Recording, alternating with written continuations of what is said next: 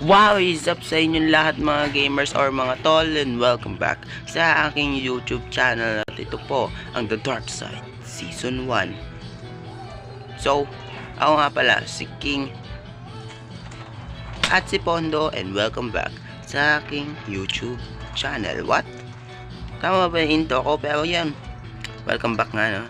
So, nakikita nyo naman, baked potato lang yung pagkain ko.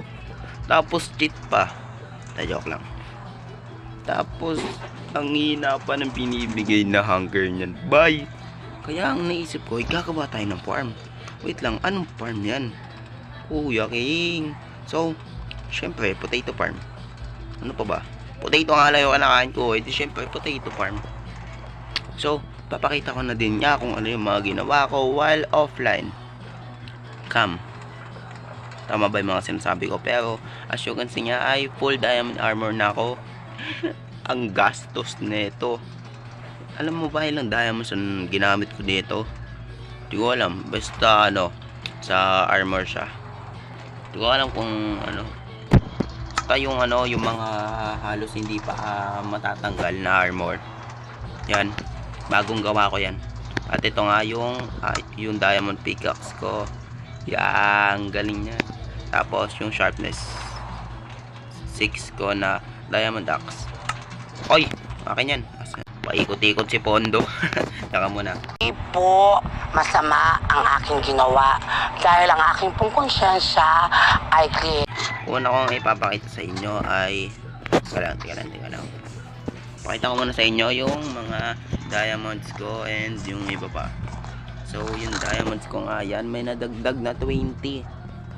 Tinan nyo na lang, 38 na lang yung diamonds ko na dati kasi nga ay gumawa ko ng armor tsaka ng mga tools, and nakamina ako ng 20 diamonds. So 58 ulit. Ang saya. So nanguha na nga din ako ng iron. So sa pagmimina ko at habang nangunguha nga ako ng dirt ay may mga coal ako nakita kaya kinuha ko na din. So ano, baka hindi kayo naniniwala. Ayan, yan, dami kong pinagkukuwang ano, mga bato dyan. Tsaka may mga netherrack na din kayo, no guys, kasi nga ay punta ako sa nether. Makikita nyo mamaya ba't ako pumunta sa nether. So yun nga, no, nagmina ako dito. Actually naligaw pa nga ako sa pagkuha ko ng mga iron eh. So kapag pumunta tayo dito, so makikita nyo ito. Nagmina ako dito hanggang sa makabalik ako dito sa base ko. Buti na nga lang may screenshot ako ng pagkuha ko ng diamonds para yun yung sundan ko para makabalik. Kung wala, yari talaga, pupunta pa ako sa video ko sa YouTube. So pakita mga screenshot. Yan. So sa nether naman tayo. Ito, pwede nyo sabihin ng cheat dito kasi nga ay imposible naman talaga magawa ko to, pero makikita nyo naman sa armor ko kung bakit. Nice ko na nga yung nether.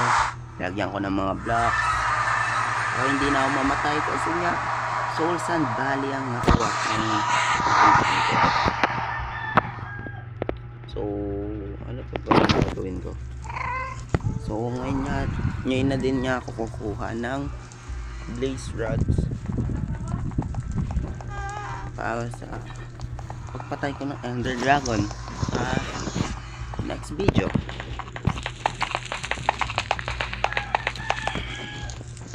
As you know nga, ay ba't may mga pusa dito?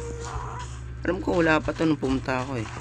So as you know guys nga, nung Nightcraft SMP ay Nightcraft season 1 yata ay gumawa ako ng sugarcane farm bago kami lumaban sa ender dragon.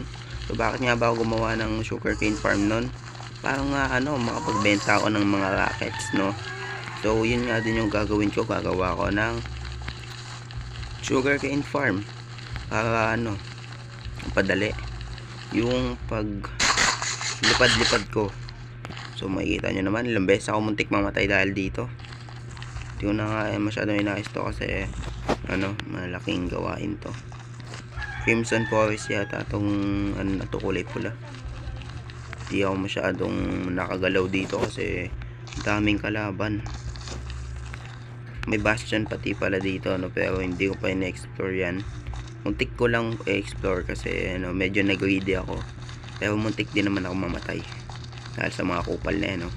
Nag-build pa nga ako ng staircase yan. Staircase ba yan?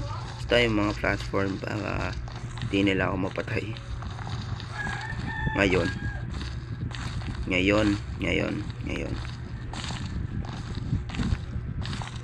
I think alam niya na ako nasan papunta to.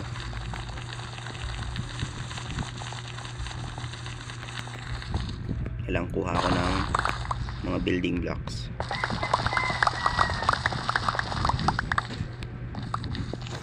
Hindi ko pala dala yung looting sword ko, no.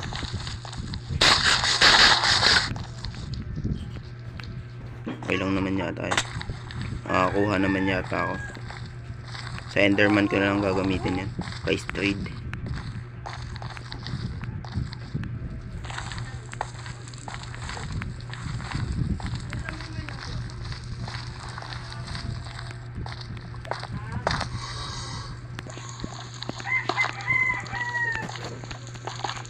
Anuhan muna natin itong lava. Dito ako muntik mamatay dati.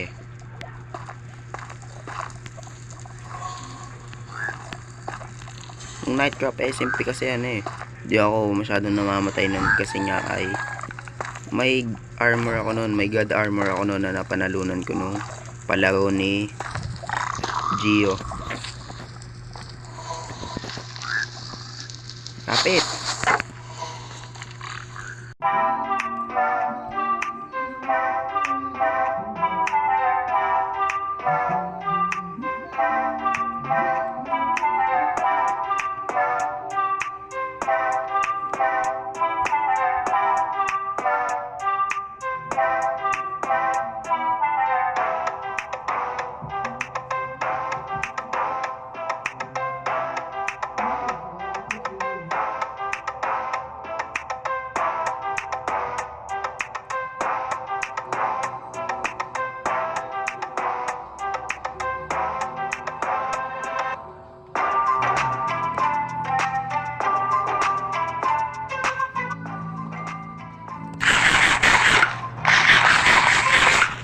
So yes, tapos na din.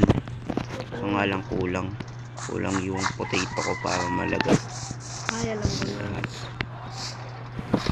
So that is for today's video. Maraming salamat sa panonood. Kung nagustuhan nyo itong video na ito, mag-subscribe na kayo.